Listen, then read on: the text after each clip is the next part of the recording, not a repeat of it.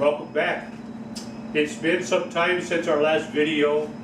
Unfortunately, weather has not cooperated. It's been unseasonably warm. In fact, it's been hot. Storms, power outages, you name it, and for whatever reason it seems to be happening. However, the shop is not climate controlled, but we have a comfortable day today. So let's move forward. You remember we had a moving gantry last time, and I mentioned to you that you will take my thoughts were that you will take the gantry probably apart at least once, possibly several times. So today is that day. And again, you recall, we were making our nuts, our T-nuts. So while we have the gantry apart, I have the T-nuts staged on the linear rails, and we'll just simply slide them into the track. Obviously you can't get them into the track with the support uprights in place, so it'll be a good time for that. So I think we'll knock the one end apart over here and get started. I'm going to show you my process, or how I'm going to approach this at least, on how I get the bearing blocks mounted to the top of the rail, because the line-up holes in the bearing blocks and the slots in the rails are slightly different size. So I'll show you how I do that here in just a second. So let's I'll reposition the camera. I'll take the end of the upright off, and we'll go ahead and get started and see if we can get this thing together. Okay, I have simply, all I've done is block this end up. I need some support. Obviously, when I disassemble this from the support over here, I need something to carry the weight. So it's just simply a stack of lumber with a couple of wedge shims under it to kind of hold it in position. I've removed the screws from the end of the support and the gantry beam, and I'm simply going to slide it this way. I'm simply going to slide the bearing support out of position. Now, before we go too much farther, what I'm going to do is take my linear rail and just thread it into the T-slot. Remember, we had these nuts and bolts kind of staged, and it's just a matter of threading it all together here. So I'm going to get it threaded. It slides in pretty easy. It's a matter of lining everything up, and in it goes.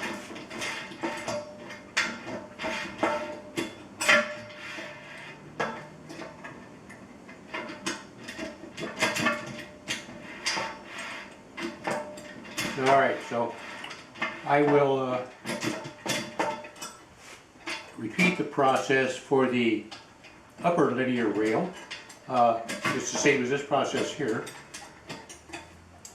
And I have a stubborn one. There we go. And I will go ahead and fast forward the camera just a little bit, so that you don't have to simply watch me try to feed these T-nuts into the slot here for the X-axis rail. All right, so we'll speed that up just a little bit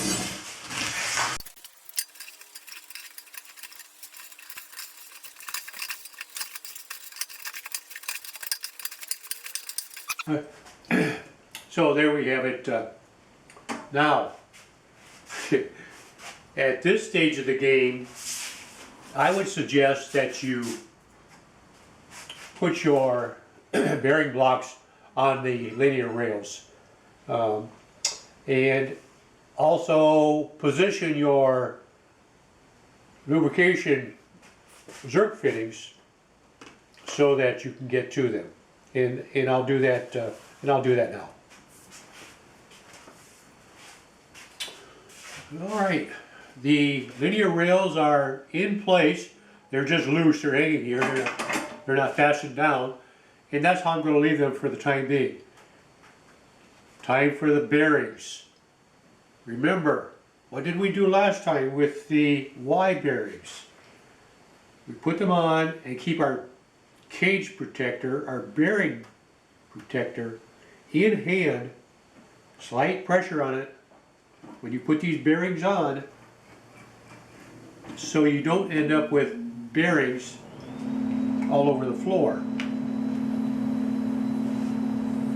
And I have a bit of an interference here, so I'll bump that around in a second.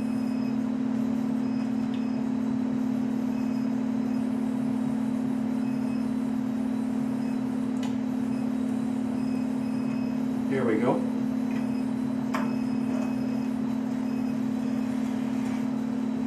Keep these where you know where they're at. Put them in a safe place. You will someday need them.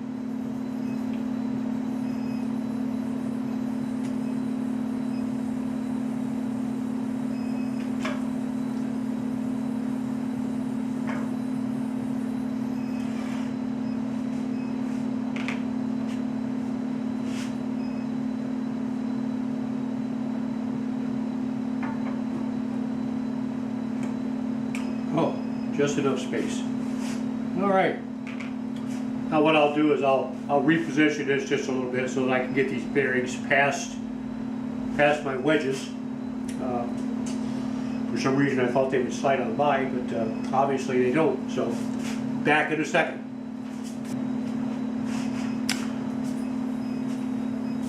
Okay, recall that I mentioned that the bearing blocks and the slots in the aluminum extrusion do not line up. There's a slight misalignment. And I kind of kicked the idea around about just wedging them into place. And I really wasn't comfortable with doing that. So what I did is I cut some more from my flat bar stop. I hope you can see this. I do not have a forward-facing screen on my camera, so I may or may not be in position here. But I cut, these are roughly 2 inches long, and drilled and tapped a 5mm hole that I will put a 5mm screw into it. I'll crank it down. Thus, this will wedge itself into position and allow me to transfer my holes. But before I do that, I will have to put a clearance hole or clearance notch into the extrusion, and that's what we'll do now.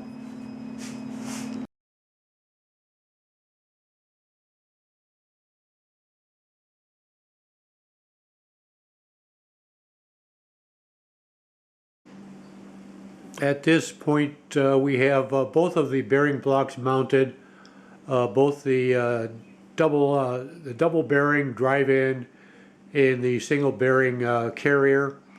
You can see I have a pass-through on the vertical upright, and I drilled this using a bimetal hole saw. I would suggest using a drill press if you have access to one. Turn your speed down as low as it'll go, and just take it easy.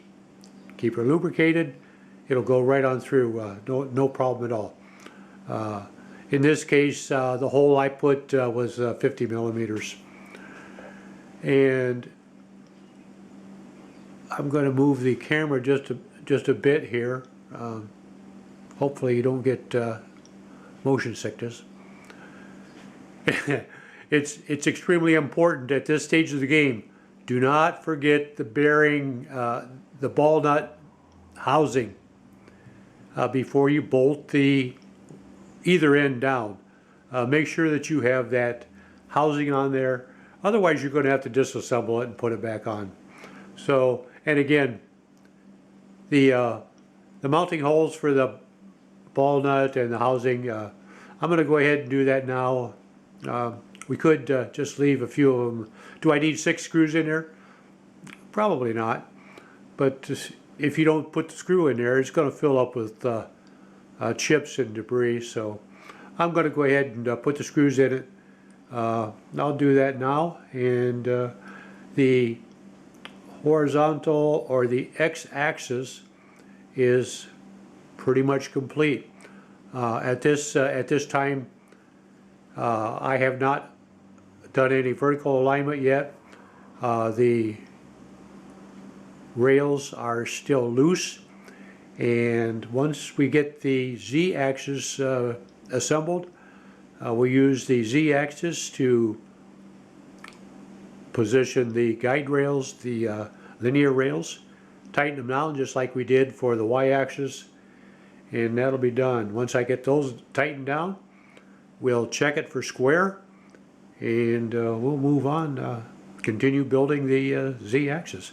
So I'm going to go ahead and put the screws into the ball nut and the housing here for the X-axis, and I think that will pretty much wrap it up for this portion of it.